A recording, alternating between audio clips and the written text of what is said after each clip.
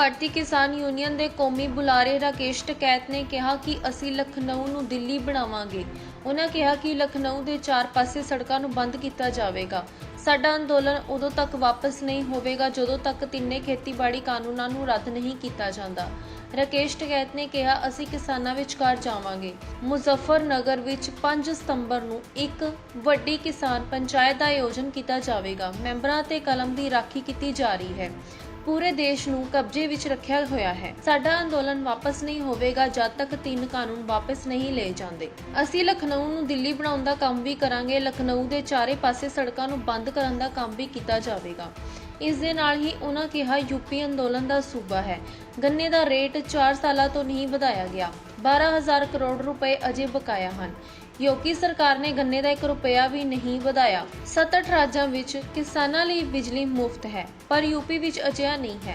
गुजरात की सरकार ਨੂੰ पुलिस चलाਉਂਦੀ है। ਅਜਿਹਾ ਹੀ कुछ यूपी ਵਿੱਚ ਵੀ ਹੋਣ ਜਾ ਰਿਹਾ ਹੈ ਜਿੱਥੇ ਰਾਜ ਨੂੰ ਇੱਕ ਪੁਲਿਸ ਰਾਜ ਬਣਾਉਣ ਦੀਆਂ ਤਿਆਰੀਆਂ ਚੱਲ ਰਹੀਆਂ ਹਨ। भुगतान लेट है पूर्ण रूप से, 1 भी रुपया नहीं बढ़ा।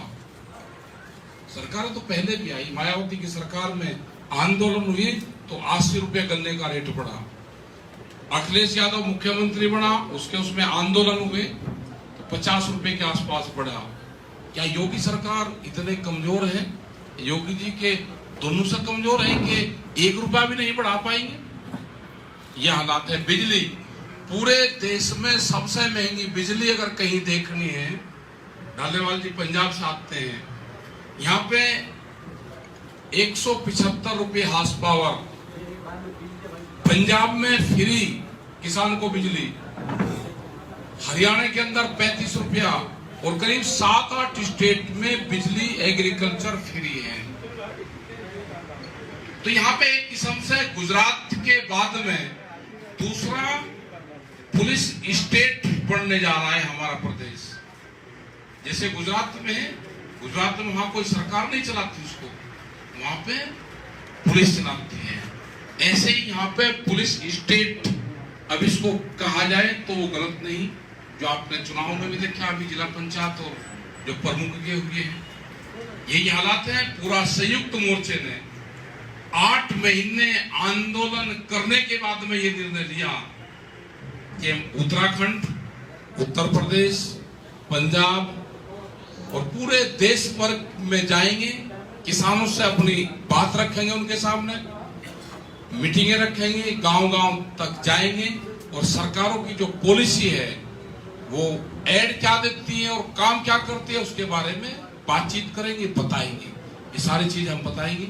जाएंगे 5 सितंबर को मुजफ्फरनगर में बड़ी पंचायत वहां पर रखी है, उस पंचायत से इस आंदोलन की शुरुआत होगी।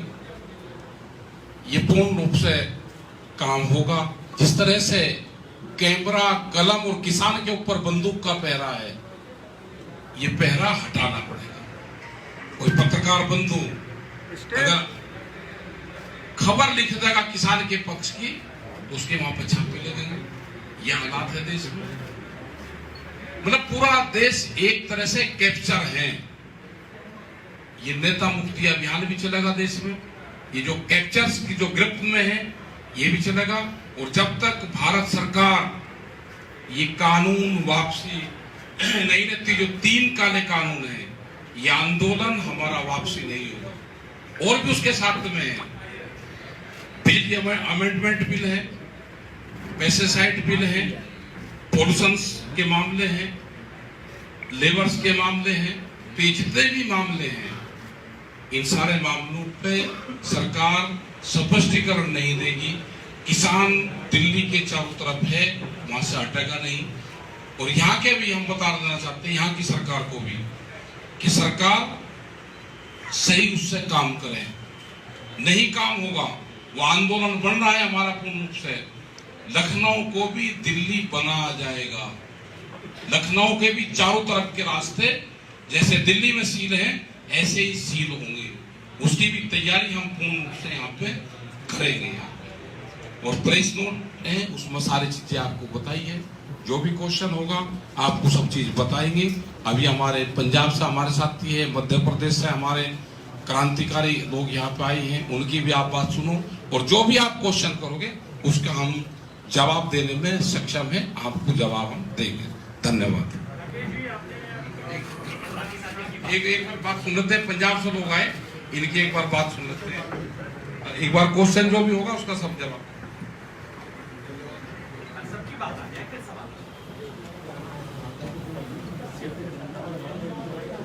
देखिए,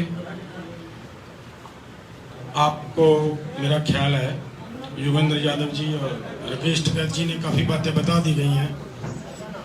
ये जो हमारा मिशन उत्तर प्रदेश और उत्तराखंड का रखा गया है, इसको एक तो ये बात हम पहले से क्लियर कर दें कि इस मिशन का जो उद्देश्य है वो ये नहीं है कि हम कोई राजनीति करनी चाहते हैं। हमारा उद्देश्य ये है कि हम पूरे देश के लोगों को ये बताना चाहते हैं कि ये सरकार किस तरीके से लोग विरोधी, देश विरोधी, किसान विरोधी तरह तरह के कानून हमारे लोगों के ऊपर लगा रही है। जैसे मजदूरों के खिलाफ बहुत सारे कानून बने हैं, किसानों के खिलाफ जब से ये बीजेपी सरकार आई है लगभग 40-42 कानून किसानों के खिलाफ बन चुके हैं। और इन्होंने यहाँ तक किया गया है कि जो किसान को जो भी सरकार बोनस देगी फसल के ऊपर, उसकी किसी तरह की मदद नहीं की जाएगी। ये भी ऐसी घोषणाएं हमारे केंद्र सरकार की ओर से की गई हैं। ये सब बातें हमारे किसान भाइयों को बताना हम अपनी जिम्मेदारी समझते हैं, क्योंकि आंदोलन 8 महीने हो चुके हैं। सरकार के कान पे जूं नहीं सरक रही तो आंदोलन को और आगे बढ़ाने की जरूरत लग रही है। और एक बात मैं और भी कहूँगा, यहाँ के इलाके की एक बात बहुत बड़ी है, यहाँ आवारा पशुओं का मामला बहुत बड़ा उठा हुआ है। भारी संख्या में लोग एक्सीडेंटों के जरिए डेथ हो जाती हैं और कोई उनकी बात पूछने वाला नहीं है। लेकिन आप सभी पत्रकार भाइयों को इस बात का पता है, देश के किसानों को, आम लोगों को नहीं पता कि सरकार लोगों के ऊपर काऊ सेस के नाम पर टैक्स लगाती है। जब काऊ सेस के नाम पर टैक्स लग गया है, देश के एक एक आदमी ने, बच्चे ने, बूढ़े ने टैक्स पे कर दिया है, तो लोगों ने तो सरकार की बात मान ली है। अब सरकार की जिम्मेदारी बनती है कि उन काउस को, उन गौओं को कंट्रोल में करना, उनको संभालना उनकी जिम्मेदारी बनती है। और जो आदमी, जो व्यक्ति एक्सीडेंट की वजह से डेथ होती है, उनकी भरपाई करना भी सरकार की जिम्मेदारी बनती है, क्योंकि सरकार ने टैक्स ले लिया। आप सभी लोगों ने तो टैक्स दे दिया है। तो इस पे सरकार बिल्कुल आंखें मूंद कर, बंद करके बैठी है, कोई किसी लोगों की बात पर ध्यान नहीं दे रही। और मुझे तो यहाँ पर देख ये सुनकर बड़ा हैरान हुआ, आश्चर्य हुआ है कि काऊ बेचारी, जो हमारी गौ माताएं कहते हैं जिनको, वो गौशालाएं में भी मर रही है, उनकी संभाल नहीं हो रही। जब टैक्स लोगों से ले लिया, उनको वहां क्यों नहीं संभाला जा रहा? संभालना जिम्मेदारी बनती है। तो ये सब बातें करने के लिए हम आगे, जब हमारा मिशन यूपी और मिशन उत्तराखंड चलेगा, उसमें एक एक बात लोगों को बताने के लिए हम प्रयास करेंगे, सभी बातें लोगों के पास जाएं। एक बात मैं लास्ट में ये जरूर कहूँगा कि जैसे आज ये प्रेस कॉन्फ्रेंस हो रही है, संयुक्त मोर्चा की ओर से समय समय पर जब कोई नई घोषणा होती है, प्रेस कॉन्फ्रेंस करके उसमें साझा बयान दिया जाता है। वो होता है हमारा संयुक्त मोर्चे का फैसला। किसी कोई आदमी का निजी विचार का कोई फैसला, कोई बात कोई बोलता है तो उसका निजी होता है, उसको संयुक्त मोर्चा का फैसला नहीं होता। इस पे थोड़ा ध्यान देने की जरूरत है। बहुत सारी बातें हो जाती हैं, उसको फिर तो बहुत ज़्यादा हवा दी जाती है, फलाने ने ऐसा कह दिया, फलाने ने वैसा कह दिया। वो संयुक्त मोर्चा का फैसला इसी तरीके से ही होगा, इसी तरीके से अनाउंस होगा। धन्यवाद। अभी काका जी आपके बीच में करेंगे, मध्य प्रदेश से हैं, बड़े किसान लीडर वहां से हैं। सभी को नमस्कार, धन्यवाद।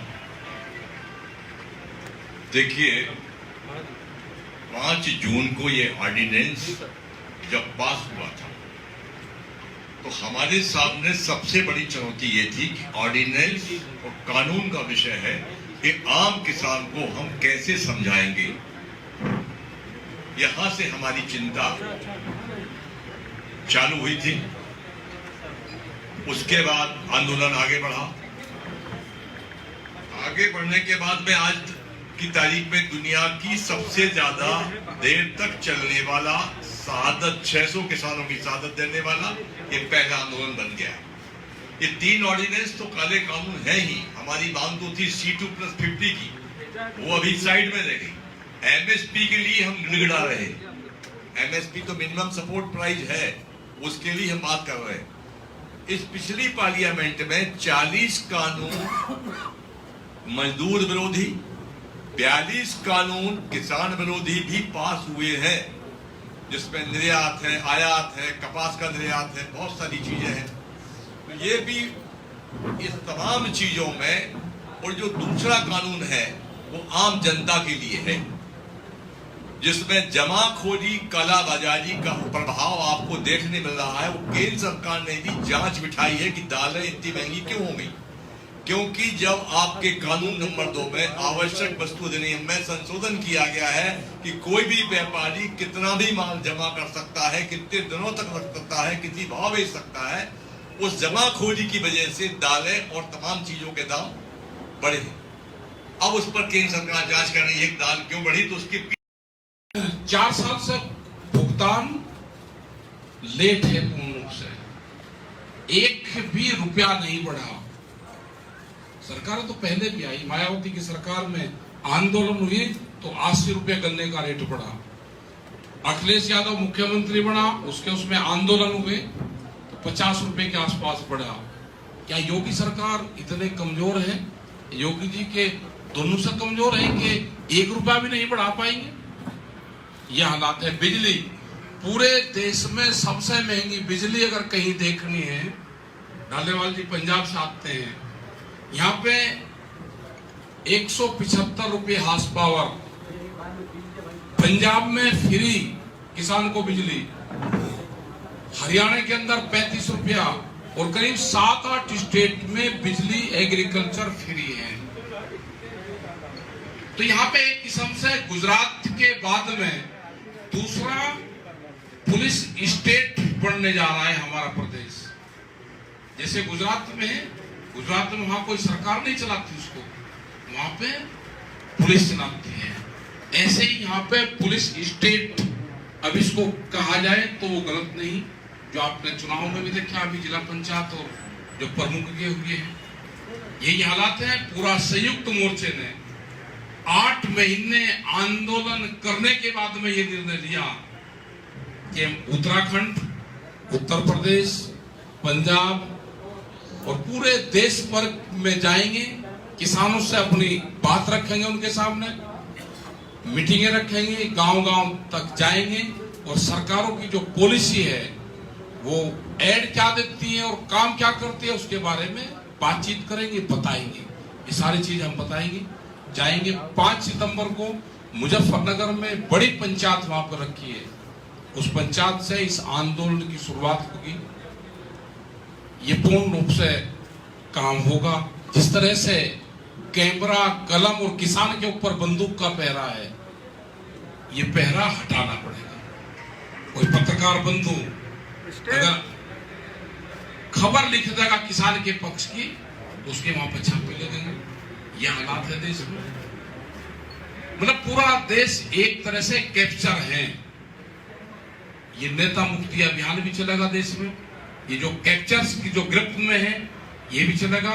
और जब तक भारत सरकार ये कानून वापसी नहीं लेती, जो 3 काले कानून है, ये आंदोलन हमारा वापसी नहीं होगा। और भी उसके साथ में है, बिजली अमेंडमेंट बिल है, पेस्टिसाइड बिल है, पॉल्यूशन के मामले हैं, लेबर्स के मामले हैं, तो जितने भी मामले हैं, इन सारे मामलों पे सरकार स्पष्टीकरण नहीं देगी। किसान दिल्ली के चारों तरफ है, वहां से हटेगा नहीं। और यहाँ के भी हम बता देना चाहते हैं, यहाँ की सरकार को भी, कि सरकार सही उससे काम करे। नहीं काम होगा, वो आंदोलन बढ़ रहा है हमारा पूर्ण रूप से, लखनऊ को भी दिल्ली बना जाएगा। लखनऊ के भी चारों तरफ के रास्ते जैसे दिल्ली में सील हैं ऐसे ही सील होंगे, उसकी भी तैयारी हम पूर्ण रूप से यहाँ पे करेंगे। यहाँ पे और प्रेस नोट है, उसमें सारी चीजें आपको बताई है। जो भी क्वेश्चन होगा आपको सब चीज बताएंगे। अभी हमारे पंजाब से हमारे साथी है, मध्य प्रदेश से हमारे क्रांतिकारी लोग यहाँ पे आए हैं, उनकी भी आप बात सुनो और जो भी आप क्वेश्चन करोगे उसका हम जवाब देने में सक्षम है, आपको जवाब हम देंगे। धन्यवाद। एक बार बात सुन लेते हैं, पंजाब से लोग आए, इनकी एक बार बात सुन लेते हैं, एक बार क्वेश्चन जो भी होगा उसका सब जवाब।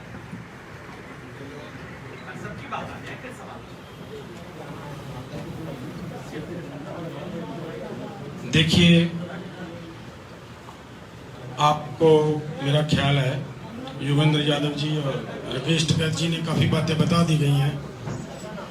ये जो हमारा मिशन उत्तर प्रदेश और उत्तराखंड का रखा गया है, इसको एक तो ये बात हम पहले से क्लियर कर दें कि इस मिशन का जो उद्देश्य है वो ये नहीं है कि हम कोई राजनीति करनी चाहते हैं। हमारा उद्देश्य ये है कि हम पूरे देश के लोगों को ये बताना चाहते हैं कि ये सरकार किस तरीके से लोग विरोधी, देश विरोधी, किसान विरोधी तरह तरह के कानून हमारे लोगों के ऊपर लगा रही है।